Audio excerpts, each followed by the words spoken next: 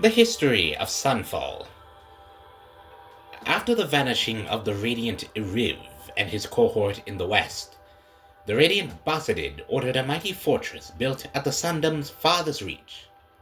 His luminance chose to build atop ancient ruins, reasoning the ancients must have seized upon the location for its strategic value. Of the ancients, their works of too smooth gray stone and strangely carved metal were collapsed or built over, and the catacombs sealed off.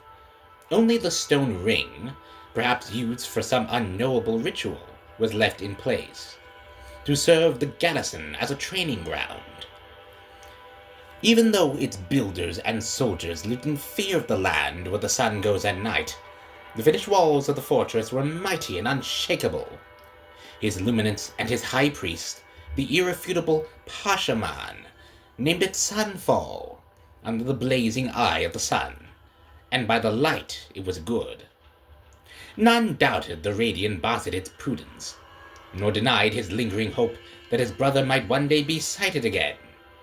But no great threat would come from the west in his lifetime, nor did it come for the next 3 generations, though the records show that the men of Sunfall fought many bandits and scoundrels sulking in the Rustwash, in a dangerous stampede of behemoths in the Longburn.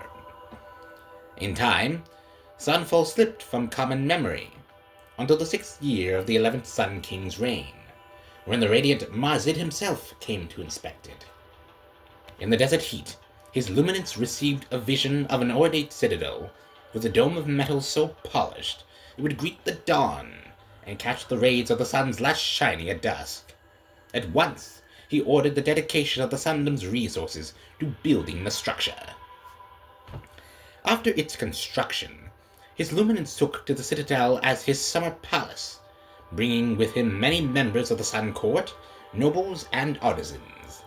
In time, Sunfall became a city unto itself, and the source of great works, such as the Passion of the Tallneck among the dunes, turning seasons at blonde flash, and lament for Cinnabar sands.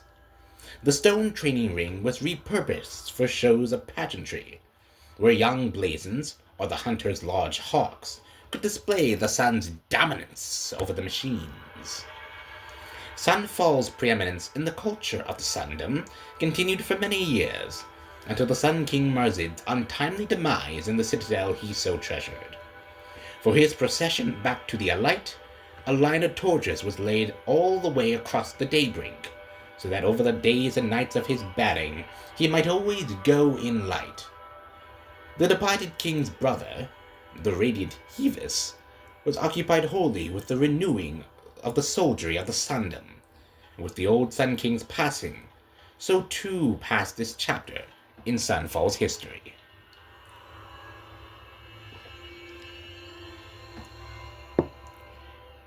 In the early years of the 13th Sun King Jiran's reign, before the falling of his shadow, a particularly harsh season came upon the Sand Whisper Valley. Upon hearing that the storms could strip the very detailing of armor, he decreed that the strongest amongst his guard should be trained in the desert here, and named Kestrels. Indeed, Helus, who would become the most infamous of the Kestrels, was one of the first to survive his reforging by sun and sand here. In the 15th year of the Sun King Jiran's reign, when the sacrifices in the Sun Ring were judged insufficient to calm the derangement of the machines, he presided over the bloodying of the ring at Sunfall. A trapped behemoth was driven with spears and spurred over slaves. When the beast turned upon the Kestrels, the Sun King stood and declared that the sun, in its great generosity, would accept the sacrifice of the faithless and faithful alike.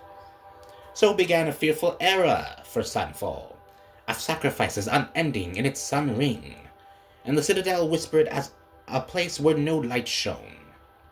Many upstanding citizens of the Sundom were taken into its doors to disappear as surely as if they had journeyed to the Forbidden West. In the last days of Sun King Jiran's reign, Sunfall was in the charge of his kestrels and high priest, no longer answering to the Sundom as a whole.